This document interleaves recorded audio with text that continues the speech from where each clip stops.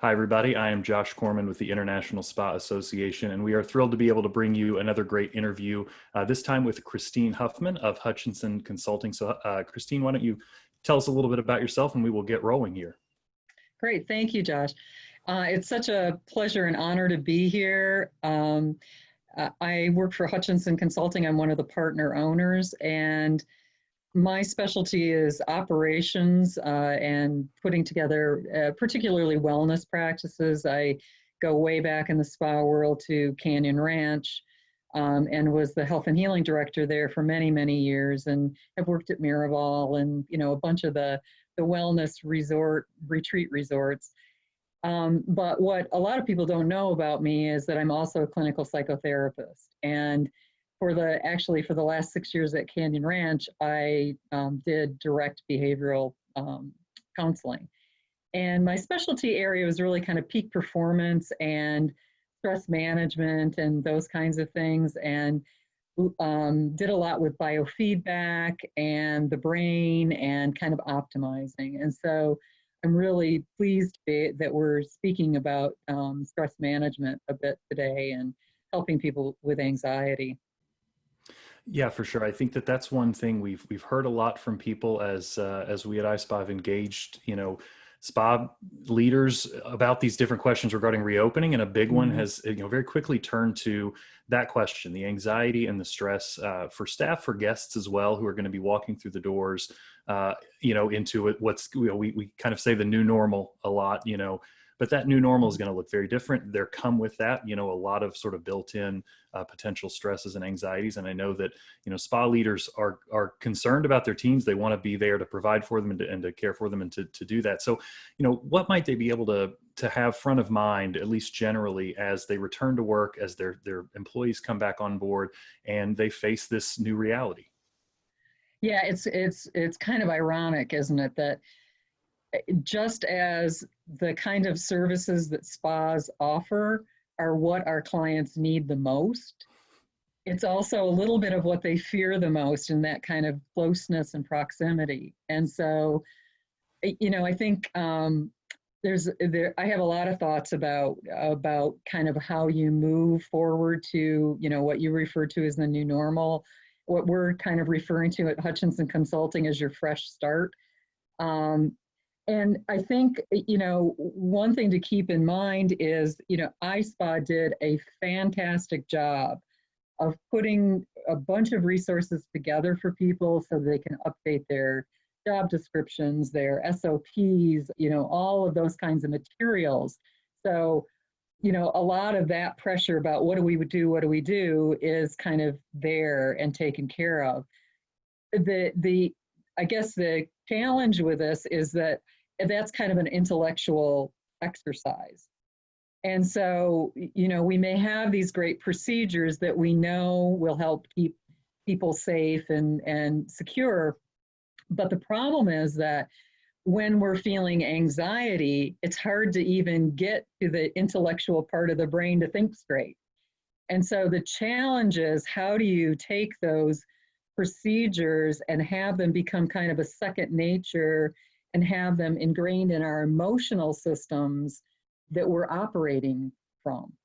I think one of the things to think about, the first thing is as a leader, if you're a leader in the spa industry, you need to take care of yourself, and you need to be demonstrating good self-care, verbalizing it, so that it makes it okay if your team it feels like they need to express that they're feeling anxious or scared or something, so you can do something about it.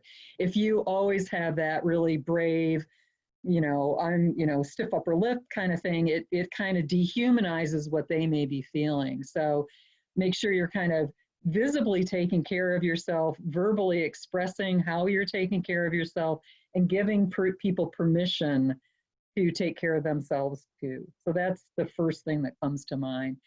The second thing is that with these protocols and the changes in operations, I mean, people have had their thing that they did for years and years, your way of approaching, your way of greeting, your way of, and so those things become what I like to think of as ritualized, and it becomes your routine, and you don't have to consciously think about them.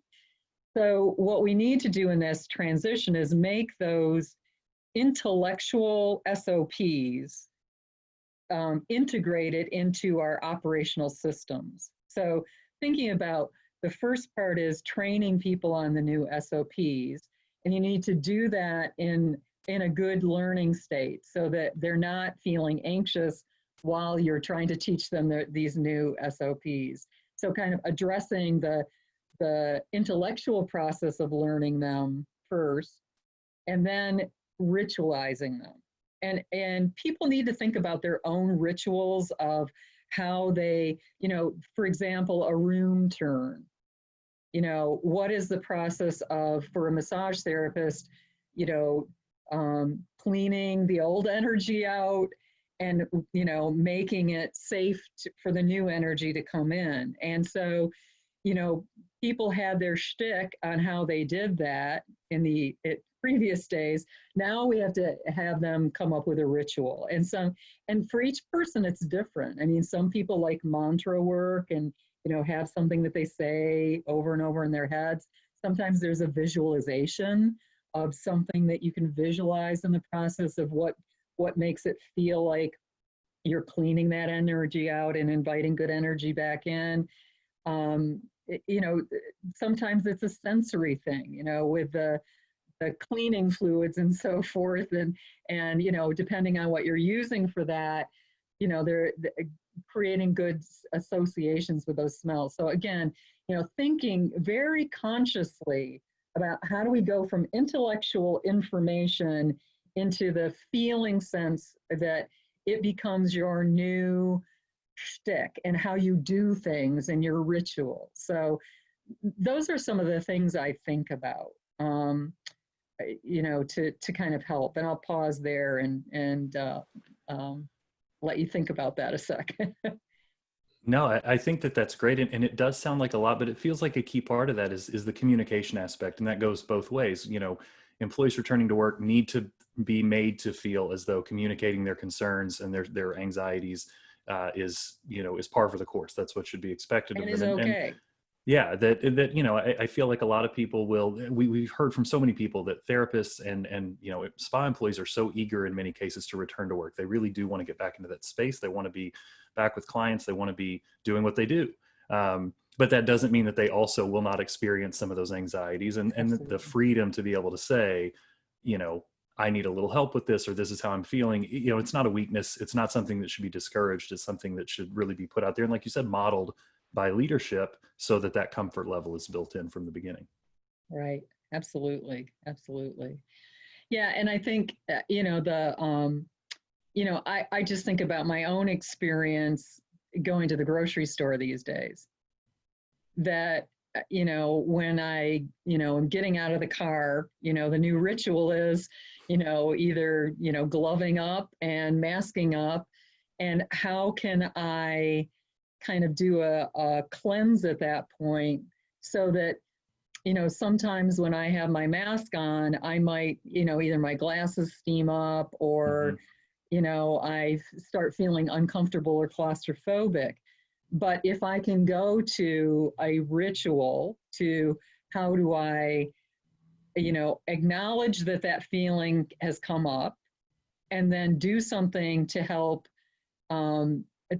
me deal with that very natural human anxiety. I mean, anxiety is a good thing. I know that's bizarre to hear, but Right. Anxiety as an emotion is very functional and it protects us from doing stupid things. But it's kind of when it crosses that line into just making you dysfunctional, and if you become too fearful and too anxious, then it becomes dysfunctional. So again, noticing that, it's hard to breathe, that's a really good thing. That's a good thing that your body is sensing that. But then what do you do? And so, what I've done consciously when I'm in the grocery store, if I'm starting to feel, that closed in feeling, I start practicing pursed lip breathing, which is something I used to use with clients who had COPD or constructive, pulmonary disease. So you teach them pursed lip breathing to help them feel like they're more in control of that breathing. So, again, these kinds of techniques and tricks that you can help people with, again, get them out of the animal part of their brain that's panicking and into the more intellectual okay space. Yeah, and it feels like that those are things, that are relatively practical that, leaders might encourage their team members to identify, identify those things that might make you feel more at ease, that you allow you to remind yourself that, whatever you're going through at that moment is not eternal, it's not going to be there forever. Exactly. Because I'm sure that, therapists and spa employees will get into situations where they can't stop exactly what they're doing and, step out of the room entirely, have a conversation and share their anxieties, because that might just not be the moment when that's possible. But there are other ways to kind of help cope and deal with those things in the moment. And it might look different from person to person. But I think people are going to, they're going to want that, that understanding, because it's stuff you can do before you're in that situation, and you can prepare for a little bit that you can then implement. And it's not something where you're caught totally unaware. And I think people, one helpful thing it seems that we've heard a lot of from people who are, spa leaders who are reopening already, is that it's really difficult just to remember all of that stuff, and the ritual aspect of, the way that you perform your job, can be done in such a way that you're prepared for it, and it's laid down in advance, and you're not flying by the seat of your pants, which feels like a recipe for, things that nobody wants to experience. Truly. So yeah, it's developing that ritual and then practicing it so that it becomes second nature. I mean, that's, I mentioned that I used to practice work with biofeedback with a lot of my clients. And biofeedback basically is that you take information from your biology, and sometimes you use instruments to do that, to take it from a kind of unconscious place. So you may not be aware that something's happening, but it's happening. And so you identify that something's happening, you get that, and then you do something about it. And so it's taking the unconscious behavior, making it conscious, changing the behavior, and then practicing it so much that it becomes second nature. And so that's kind of what I'm talking about here, is with these new practices, coming up with a ritual that works for you, and then practice so that you don't even have to think about it anymore. Yeah, I think that people will be really eager for, because they're going to want, I think, guidelines. They're going to want what to expect, and they're going to want to know, maybe how they can help prepare themselves to step back into that, that new world. Right. We've also seen a lot, there have been a couple of articles recently that I've read about, warnings going forward, because I think a lot of the emphasis so far has been built up about reopening and getting back to work. And, in some ways that might be treated like a finish line. When we open the doors again, we've hit the end of this sort of process. But in a lot of ways, reopening is just going to be the beginning, of stepping into that new normal and dealing with those things. So we've seen, caution spread about, be on the lookout for more severe, maybe mental health issues that can affect people, really severe anxiety, things like depression, things like PTSD even, which is something we associate with veterans and combat veterans, which seems not very close to walking back into a spa. But this is an unprecedented time. As people go forward 3 or 6 months or even a year into this sort of, whatever the future looks like, the uncertainty is a part of the anxiety there, I guess. What can people kind of be on the lookout for in themselves and in their colleagues to make sure that they're taken care of, and that they're asking the right questions around, some of those more severe, mental health issues? Yeah, I totally agree. One of the things that I found being when I was in a leadership role is that, communication is key. Obviously, communicating these practices and, making sure that everything is, that you're keeping that communication network going, like we talked about earlier, that if somebody's not feeling okay, that they have permission to let you know. I think the other thing is kind of getting in front of, provide to help provide tools beforehand. And so I'm thinking of things like, if your company has an EAP organization that is part of your insurance coverage, perhaps you can bring some of those people in to do some kind of prophylactic or before the opening, and at 3 months, 6 months to continue a series of workshops. And if you don't have an EAP, maybe identifying some local resources, somebody who may come in to become a resource for people. And I think the thing that, I found difficult being a clinical psychotherapist and a boss is drawing that line and saying, I am not your therapist. I have to be your boss. So I can't put on my therapist hat. However, I can be vigilant to see when you are starting to walk down a pathway where I think you're headed in a wrong direction or that you may need some help. And so, making sure that the resources are there that you can refer to in the first place. And then, the reason I mentioned bringing people in to do some workshops, and whether they're virtual or in person or however they take place, is that it's kind of a warm handshake that, sometimes people fear going to a therapist because, oh, then I'm crazy. And so, trying to help introduce people and create those relationships before they actually need them is really helpful, I think. And so, thinking about that and then again, being vigilant and just being a good behavioral observer to notice when people are starting to have dysfunctional behavior. And they may surface in very different ways for each person. Some people, kind of depending on their nature and, what happened in their early childhood, they may become aggressive. And, I used to say to my team all the time at the front desk, the most aggressive guests are the ones that need us the most. Because if they can't relax and be happy at a place like this, they must have a lot of distress in their life. And so they are the ones that need us the most. So instead of, reacting and defending against that aggression, just noticing it as something that's happening. And then when the moment is right, trying to get that person, just noticing that they may need there may be something else going on that they need help with. So, you can observe if people are more aggressive or more attacking or more angry. And then kind of the flip side, if they're going way internal and starting to have things like, migraine headaches or, physical sensations that stomach aches, those kinds of things, exhaustion, circles under the eyes, just being a really good observer of what's going on with my team, what's going on with my guests who are coming in a safe way checking in to see if they need some assistance getting to the help that they need, if it's at a clinical level. There are some really good therapies out there for anxiety and PTSD.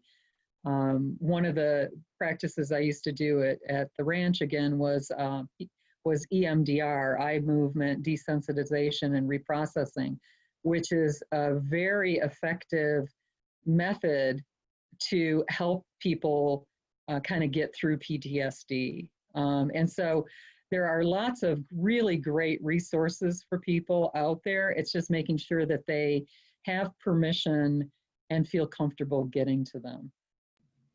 Yeah, I would imagine that would be a big part of it, because I would, I am not and have never been a clinical psychotherapist, don't have that background, but it just seems like people are going to be who may never have experienced anxiety in that way, who don't typically think of themselves as being an anxious person, might still, have a new experience, might come back into work and realize that they're sort of dealing with something now that they might not have the built-in system of support, that they, because they haven't had to. So finding those resources and putting them in front of your teams, that seems like it would be an invaluable way to sort of, like you said, prior to having an issue, you want to try to take care of these things and be preemptive wherever you can.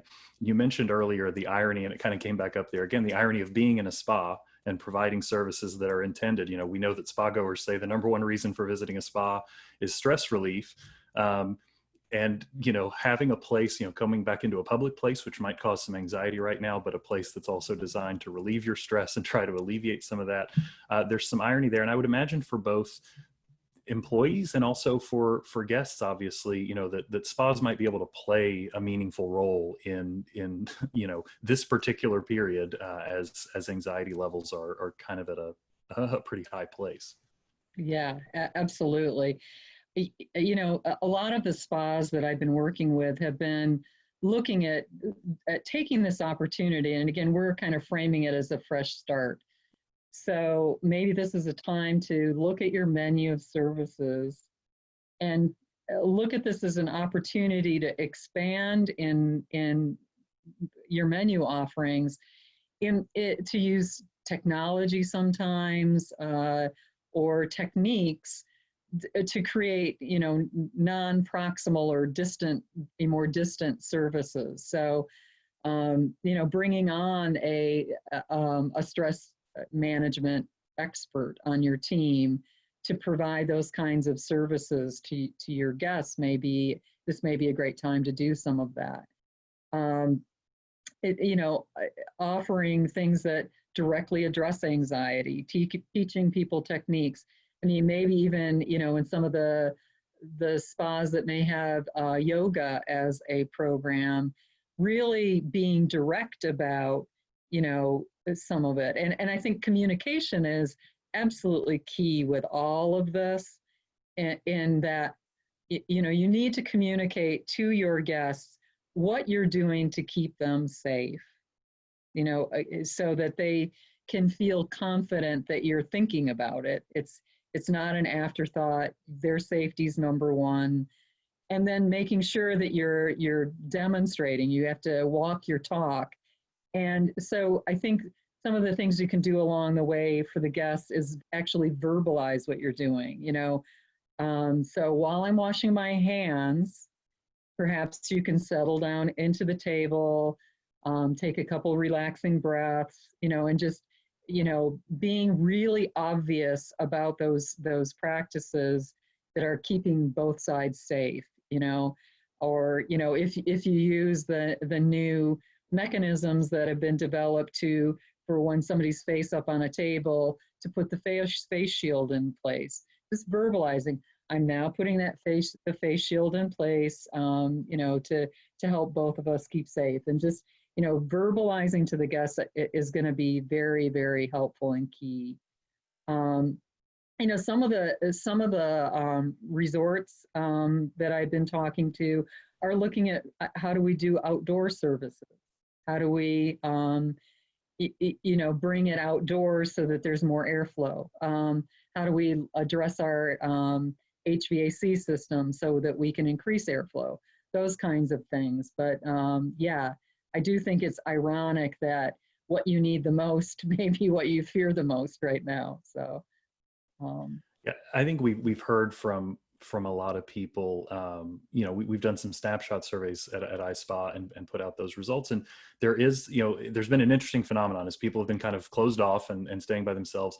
There has been, in a lot of folks, I think, a re-emphasis on wellness and on their health, not just because there's a pandemic, but because they have maybe a little bit more time trying to build some good habits.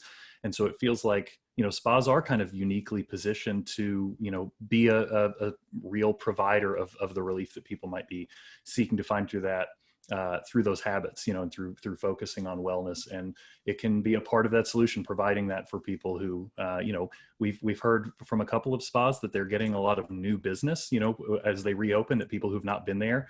And it may be a result of that increased focus on what people can do to set themselves up for an overall, lifestyle that's really focused on their own wellness, and hopefully spas can, step into that space and provide that for people. But Kristine, we really appreciate you taking the time to talk to us. You were really kind to mention ISPA's resources earlier. You can go to experienceispa.com and check out the COVID-19 resources page. A couple of other video interviews are up already, in addition to this one, which will be posting soon, and the reopening checklist and some of the other things that Kristine mentioned are there, and hopefully they're useful. We're getting a lot of good feedback, so we're pleased to see that they're being taken advantage of. But Kristine, thank you again so much, and we really appreciate it. Any parting words of hope or uplift here at the end of this message for folks as they get ready to dive into the reopening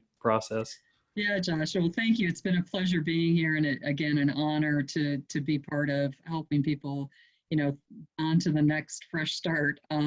Yeah, I just think that it is an ideal, as you mentioned, it is an ideal time to get that fresh start and look at, how can we more holistically offer these kinds of services that spas are ideally placed to provide. And I think it's a great time. I'm looking at it as kind of an interesting opportunity to kind of continue the work. I know a lot of spas have been interested in including more wellness, a broader range of wellness product, and I think this is an ideal time to pursue that. So yeah, so I think things, I see pent up demand. I think that we're going to come back, and we're going to come back strong. And, if we do it right, we'll keep people safe and help them and build their immune systems and alleviate the tension and all of the issues that may be coming up. So thank you very much. It's been a pleasure being here.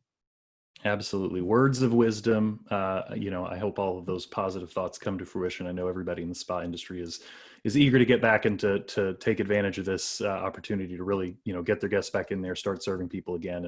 And I'm sure they'll be encouraged by what you've had to say. So thanks once more. And we will be back soon, I'm sure, with some more resources for you. Thanks. Thanks, Josh. Bye-bye. Bye-bye.